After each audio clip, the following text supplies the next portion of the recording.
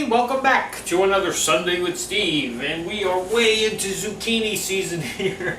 If you've seen some of my pictures I've been posting here and there, I got zucchini coming out my ears. I mean, it's just crazy. I mean, and I've had a couple. I'll show you. Oops, I'll show you these. I mean, look at this monster zucchini. That I got two of them like this. I got another one over here too. That got really huge. I mean, look at the size of these things. So. Needless to say, we're going to continue with our zucchini thing that we've been doing. This one's going to be kind of cool though. Excuse me. We're going to do a white vegetable lasagna. Cool, right? It's maybe not as healthy because we're doing the white sauce, the cream sauce, but we're going to have a lot of veggies in it, especially our zucchini. And who cares? Once in a while you can go a little crazy. We'll cut corners where we can, like we usually do. That Dreamfields pasta that I've been telling you about that doesn't cause blood sugar spikes that I switched over to and I've been using. Really like. They make a lasagna noodle. Perfect! So that's what we're going to use today. Anyway, let's jump right in and get started. In this pot here, we're going to make our white sauce first. I did a lot of the prep ahead of time because I don't think you need to see me, sauteing mushrooms and frying my zucchini and blah blah blah. So we're just going to jump to the parts that maybe you need to do. I'll tell you what I did when we get to them, but for now. 1, 2, 3, 4, 5, 6 tablespoons of unsalted butter into our pot here, our sauce pot. We're going to make our white sauce. Now, is it a bechamel? I don't know. There's cheese in it, there's milk in it. Does that constitute a bechamel sauce? I don't know. I've made bechamel before, but I don't remember what constitutes a bechamel sauce. I'm sure somebody's going to comment and tell me. Okay, so we're going to heat up this 6 tablespoons of butter here. 2 hour melted butter here. It's nice and bubbly. We're going to add about 2 really nice tablespoons of garlic. Finely chopped, minced, whatever you want. I use my garlic press, my little garlic press thing to press the cloves so I get it really fine. We're just going to cook this just for about maybe 2 minutes or so. We're not looking to brown the garlic. We just kind of want it to flavor this butter and just infuse our butter with that nice garlic flavor, okay? So we're not looking to brown it. So maybe about 2 minutes or so. Medium to high heat. Don't go too high because then you will burn it. You definitely don't want to burn it either, okay? I have 6 tablespoons of flour that I'm just going to add to our butter here and make our roux. Okay. Now you could use, I've made roux once or twice before with whole wheat flour. I didn't want to for this one. I wanted to be as traditional as I could with this recipe and just do it the way I see it, the ideas that I have for it. So again, this is a combination of a bunch of ideas that I see that I just kind of put together myself. Okay, we just want to let that cook for about a minute or so, whisk in that flour so it's not lumpy. Make sure there's no lumps here, nice and smooth. But you want to give it a minute to just kind of brown up just a tiny little bit, toast up a little bit. Okay, to this we're going to be adding 4 cups of whole milk. Okay, I don't have a measuring cup big enough for all 4 cups, so 2 and 2. But you want to add a little bit at a time and whisk as you go, okay? So maybe like a cup at a time, and then whisk this all together. Make sure you're really incorporating that flour. Again, no lumps. It's going to thicken up immediately, okay? So you just kind of want to keep adding your milk and whisking away here, okay?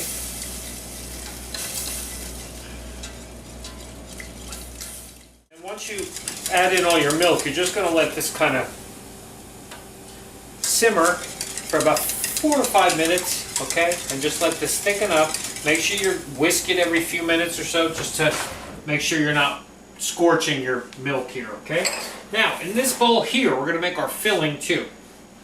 I have about, I don't know, half of a big container, so maybe about 16 ounces of ricotta cheese, okay? I have 8 ounces of shredded mozzarella. To this, I'm going to add about 10 ounces of chopped spinach, frozen chopped spinach. Okay? Just make sure if you're using the frozen, that you thaw it out and you drain it really well. Put it in a cloth or something and really wring it and get as much of the moisture out as you can. Okay, and then it's clumpy, so you're going to have to break it up. So I'm going to add this to this mix. That's one of our veggies we're adding. Okay, probably should have used a bigger bowl. That's okay. Okay, to that I'm also going to add about a teaspoon of salt, pepper, and oregano. Okay, because I like that little kick of oregano in my filling when I make like a lasagna or something. Whoops, see, yeah, I should have used a bigger bowl. Let me get a bigger bowl. Okay, bigger bowl. Just mix all this together. Make sure you get a really good mix so you're incorporating the salt and the pepper and the oregano into the whole thing, okay? And then to this you're also going to add 1 beaten egg, okay? That's going to help bind this whole thing together when it cooks, okay? This looks just about, well, stop with that for a second. We don't want to forget about our white sauce here. That's probably done now, about 4 minutes or so. Take it off the heat. To this now you're going to add a cup of, or sorry, half a cup of grated Parmesan cheese. You're off the heat now. It's going to melt and incorporate in. So just whisk that in. It's going to melt real easily. Okay. You can taste for salt and pepper reasons if you need to. Oh, could probably use a little bit of salt, but tastes like a cheese sauce, or a white sauce anyway. Okay, so back to mixing this. Okay, so we have all our components ready now to start assembling this lasagna, okay, this white veggie lasagna. So now what I'm going to do is take a little bit of my white sauce here and just kind of put some on the bottom of this pan. You don't have to go real heavy. I'm using a really big pan here because I really want a big lasagna so I can have it last for a couple of days, you know what I mean? I might need to make a little more bechamel sauce or white sauce. If I need to, then I will. But I should probably find something. I'll spread this a little bit. There we go. Okay, you don't want to put a huge amount. You just want to put a little bit on the bottom because remember, you're going to need to put some of this sauce in between the layers as you layer this thing like your traditional lasagna. Okay? So I'm just kind of spreading out some of this here on the bottom. Okay? Now, to this, I already cooked my lasagna noodles, because that's a pain in the butt to do when you boil them. Now, depending on what the package says, do half the time. This is going to cook as it bakes in the oven, so you don't really have to overly cook them. I mean, you can see they're cooked, that they're flimsy, but they're still very al dente, okay? So what I'm going to do is layer these. So this particular brand said to cook their noodles for 12 minutes. So I did 6. Okay? And then I just laid them out. I lay them out when I pull them out of the hot water. I lay them out on my cookie cooling racks. And I let them dry and cool so that way they're easy to handle, and then I stack them. Don't stack them when they're hot on a plate, because then what's going to happen is they're going to stick together, and then you're never going to be able to get them apart, okay? So I should have enough here. I used 2 boxes of the noodles. I should have enough to do this 3 layers on this pan, or actually 3 pasta layers, and then there'll be 1, 2, 3, 4, 5, 6, 7. I could probably cut one in half, or take a half. There you go, there's a piece just to fill in that little gap on the side. So it'll be 3 pasta layers, and then we'll have 2 layers of the cheese and veggie mixture, okay? So now what you're going to do is take some of this for your first layer of your ricotta cheese spinach mixture and just kind of spread it out and make a thin layer of this on top of all of your noodles here, okay? About half of it, because you're going to make 2 layers in between, so make sure you portion it out eyeball it and see to make sure. Okay, so let me spread this out.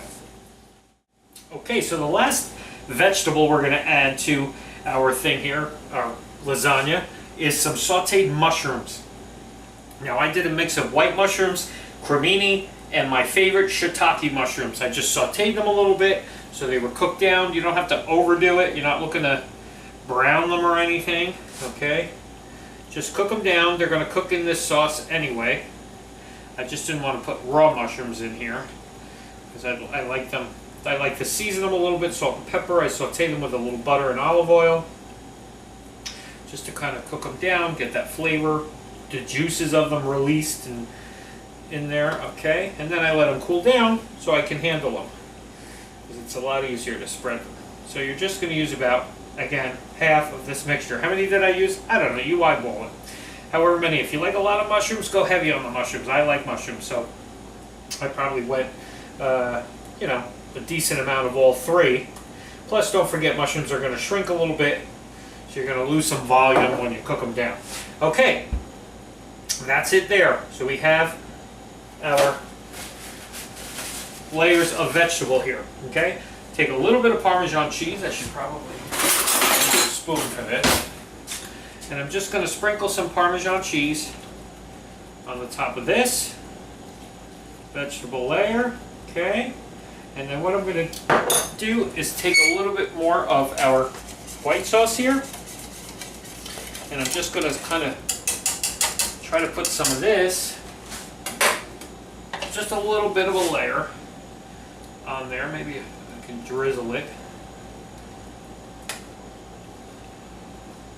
Okay. I'm not a huge sauce person, whether it's red sauce, white sauce, whatever. I don't like an overabundance of sauce, especially on pasta things.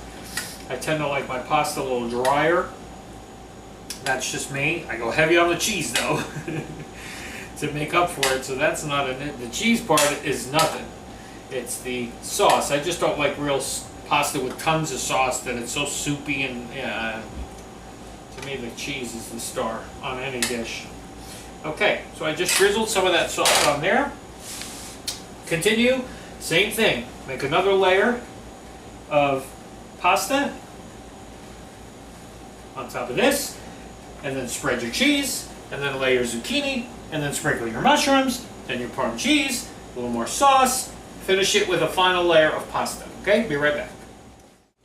Okay, so there is our big tray. See, we just spread out the rest of our sauce. It's not overflowing with sauce. Don't forget too that your cheeses, as this thing bakes, is going to give off some moisture, so it's going to create more of a sauce. So you should be fine with the amount of sauce that I told you. I thought I might have to make more, but I'm going to try it like this without making any more sauce. I think it'll give off enough liquid to keep it wet and finish cooking the pasta and everything else, okay? So into a 350 oven. Oh, I finished it off with that layer of pasta, the rest of the sauce, put a little more Parmesan cheese and some shredded mozzarella on the top as well, just to finish that when it bakes. Into a 350 oven, probably about 45 minutes, I'm guessing. Should be fine. You want it till it's like bubbly and brown and everything on the top, and then it should be. All our vegetables and everything are cooked through already, so it's not like we're cooking the vegetables. We're just finishing the pasta and kind of melting this. So maybe not even 45 minutes, maybe about a half hour. We'll see. We'll keep our eye on it. As soon as you see it's brown and bubbly, it's done. Take it out. Be back. Okay, so our lasagna is out. Look how beautiful that lasagna looks. Give you a close-up of that. Look at that. You can see all the layers here with the mushroom and the cheese and everything. I mean, it's not a huge, thick lasagna. You could, I mean, make more layers if you wanted to, but I'm kind of digging it the way it is. Let's give this thing a taste. Now, always make sure when you make a lasagna or any of those kind of casserole dishes, let it rest when it comes out. Don't just jump right in and eat it because it's too hot and it falls all apart. Everything is, you know, melty and oozy. This kind of gives it a minute, you know, you let it sit and it kind of refirms up. This looks really good. Oh yeah. And the cream sauce has that nice shot of garlic in it. Like I said, it's not real heavy in sauce. You could make extra sauce if you wanted to, put it on top. You can even do what a lot of people do, is they mix the two sauces, use a red sauce over the top. So you have the creaminess of the, bechamel cream sauce layers inside, and then just kind of put a little bit of red sauce. Some people do that and they mix it. I don't do that. But oh my god, this is a keeper for sure. I gotta go eat this. All right, I'm gonna eat this, and then I'll be back because we gotta do some kind of dessert because we gotta talk movies, right? I found a really cool cookie, and it's great for summer, and that's what we're gonna do when we come back. See you in a bit. Okay, so let's make our quick cookie today. This is a fast cookie today, but a good one. Perfect for summer. Scream summer. It's a s'mores cookie. Now, you can't go sugar-free on this one, sorry, because I've yet to find a sugar-free marshmallow. And you need marshmallows and you need chocolate to do a s'mores, okay? Whether it's a cookie or not, or a real s'mores or whatever. So this one, we're just going to make for fun. We're going to do a little decorative thing on it. Make it fun for the kids. If you want to do something fun with your kids for the summertime for s'mores and, without having to do that whole messy over the campfire thing. This is more of like a take and go kind of cookie. Alrighty? But going to be nice. Nice cookie anyway. I made these the other day and the dough comes out really good and really allows you to play around with it. You'll see what I mean when we get there. Okay, so first thing we got to do is take 2 sticks of butter, soften, so leave them out, and they'll soften up pretty quick in the summertime. Doesn't take long at all. Okay, they're pretty soft right now. Okay, I know it's not always the best thing to put your oven on in the summertime, but we got to do something for dessert, right? I'll be able to have one, and then I'll have to give all the rest of them away. Okay. So, put your butter in there, your 2 sticks of butter. To that you're going to add a cup of brown sugar, light brown sugar packed, and 3/4 cup of regular sugar. Okay? And we're just going to, like we always do, cream our butter and sugar together. Okay, you can start preheating your oven to 350, by the way. To this now our creamed butter and sugar. I'm going to add a tablespoon of vanilla. And I'm going to add 2 eggs. Incorporate in there. Okay. Now, while that's mixing, in this bowl here I have 4 cups of flour. Like I said, if we got to do sugar anyway, there's no sense trying to use like almond flour and whole wheat flour, whatever. Just make them full cookie because we're going to have all this other stuff in it anyway. So what's the difference? To that, we're going to add a teaspoon of salt and 1.5 teaspoons of baking soda. Okay? Add that right to your flour and then just whisk that all together, okay?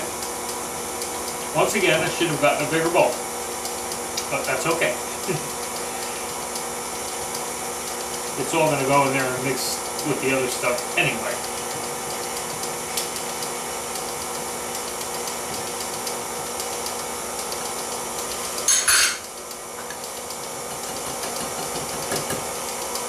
Okay, and now you're just going to slowly add this to this mix here, okay, little by little, till it's all incorporated. Our dough is all done and ready. It's a traditional cookie dough, I mean pretty traditional. It looks just like a cookie dough, it works just like a cookie dough. What you're going to do is, you could, if you wanted to, add the chocolate chips right into the, you know what, maybe I'm going to do that. Yeah, you know what, I'm going to do that. I'm going to add a whole bunch of mini chocolate chips right into there, because the decorating that I want to do to this cookie, that'll save me from having to put the chocolate chips on the top. So let me do that. Let me mix these chocolate chips. I'm using the mini chocolate chips, so they're really tiny. Okay, so now it's pretty much your traditional chocolate chip cookie dough. But we're going to turn it into a s'mores cookie, like I said. So what we're going to do is you take all this dough. Now the good thing about this dough that I found out the other day was, because it has so much butter in it, the 2 sticks of butter, it doesn't really stick to your hands or anything else. It's not like that kind of dough that, you can't really work with because it sticks all over the place, So I have my parchment lined cookie sheet here, and what I decided to do was for summer make some flour cookies, some flour s'mores, okay? So as you can see, it's just like your regular dough. It doesn't stick to your hands, it's greasy because of the butter. So that's perfect, okay, for what we want. But I need something to measure out the portion, because you want to make sure if you're going to do what I'm going to show you to do, you need to make sure that it's the same amount of dough so that the same thickness of every cookie. All right, so be right back. I just want to get something to measure out the portion. Okay, so what I got is a 1/4 cup here. I just want to make sure, just pack in some of the cookie dough, and it should pop right out, like I said. There you go. Pops right out. So now they're all going to use the same amount of dough. Now this one's a little more intricate because of the flower shape, but you just kind of press the dough into your cookie mold here. Now, you want to make sure that before you decorate, now these are going to spread out a little bit too, so is it going to hold the flower shape? We hope it'll still kind of look like a flower. If it doesn't, no big deal. We'll do 1 tray to start, and if it doesn't, because these do blow up a little bit, we'll just switch over to just maybe a round mold and just kind of do that, and just do round ones then. Okay, but I thought this might be cute to do something like that. So now, there's your cookie dough pressed into your cookie cutter. Press it down, make it as even as possible. Okay, and then what I got here is mini marshmallows, of course. So I'm going to put some of these, just press them right into the center, just so they make more of like a center of a flower. When they melt, they're going to melt down. Just push it right into the dough. Okay, and then I have for our graham cracker, little Teddy Grahams, the little bears. So I'm just going to kind of push those into each of the petals of the flower. Like that. I know I'm getting real crazy decorative today, right? You push that in there. I'll show you as soon as I'm done, so you can see what it looks like. But now they should bake up really nice right around. The cookie should bake up. See? So it's going to look like that. And then once you bake them all, they'll spread out a little bit. The marshmallow will melt. Hopefully, they'll still kind of look like this, okay? Make sure you do all the decorating before you remove the mold, because if you try to push this stuff in, you're going to mess with your whole shape. Okay, so once you do that, carefully, you just kind of push. It should slide right out. Yeah, see? Like that. So it made a little cookie like that. Now, it's good, like I said, it's going to spread, it's going to blow up. I'm hoping this shape works. I probably should have tried it one by itself first before I do all this work. Put these in your oven for about 11 minutes or so, just till they're slightly browned, okay, or start to get brown. You don't want to overcook your cookies and get them burnt on the bottom, okay? Make sure you got your cookie cooling racks ready to take them right off, and we'll be back when these come out and we're ready to taste them and talk movies and see what else today. Alrighty? Be back. Okay, so there's our cookies. They came out pretty good. They look really nice for a s'mores cookie, right? Look like a flower. And then I did some star ones too, but see, like I said, they blow up, so you kind of lose the shape that you were looking for. But anyway, taste-wise, they should be really nice. But it's really cute with the little bears in it, see? And the marshmallow in the middle. So I'll try one of the star ones because I'll save those to give away. But you can see it's like a traditional chocolate chip cookie. It's chewy, hopefully. Seems like it, okay?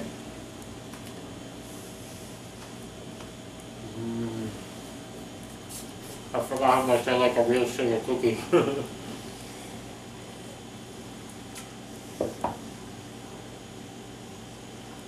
Really good. You get the whole elements of the s'mores with the graham cracker, the chocolate chips, the marshmallow, the cookie part. Oh yeah, it's like combining s'mores and chocolate chip cookies all together. So it's really good. This is probably the only piece I'm going to have of this too. Alright. Let's talk about what we watched and what we gotta watch. Okay, our first movie we watched this week was a new one for me. Butch Cassidy and the Sundance Kid. Now I know why I've never watched this movie before. Because it was really boring. I thought it was so boring. I mean, There's some action scenes in it and stuff, which is when it was watchable, but there was a lot of just like talk and like this romance thing, and it was kind of like a old west Thelma and Louise. But I'd rather watch Thelma and Louise. That was more exciting to me. But anyway, so is it something I'd watch again? Probably not. But it was okay. The performances are good, but the movie as a whole, the story part of it, I don't know, I just thought it was really boring. Our other movie that we watched, a lot more fun, animated, Snow White and the Seven Dwarfs, a Disney movie. Really liked this a lot better.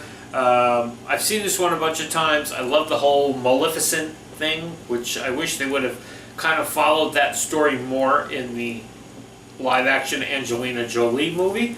But very entertaining movie, and the Seven Dwarfs and the whole, it's just really, really well done, and especially, again, as old as it is, one of the early Disney movies. Can't compare how beautifully done it is. But alrighty, let's find out what we're watching this week. Okay, here's two movies that I've seen before.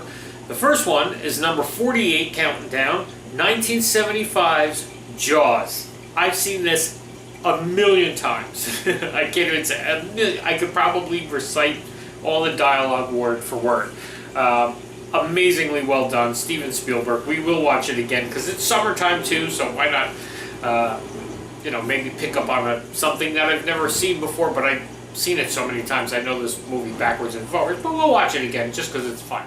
Our other movie is number 47, 1976's Taxi Driver. Now this I saw once before. I remember seeing this because, I was like, oh, I guess I didn't get it. I didn't get what all the hype was. I didn't get why everybody thought this was such an amazing movie. So this is one that I definitely have to watch again to see if I was wrong when I watched it a long time ago, or if I was right and I didn't like this movie at all. Alright, we'll watch it again, we'll see. But I've seen them both before. But anyway, we'll talk about it more next week. Alrighty, have a good week everybody, we'll see you then.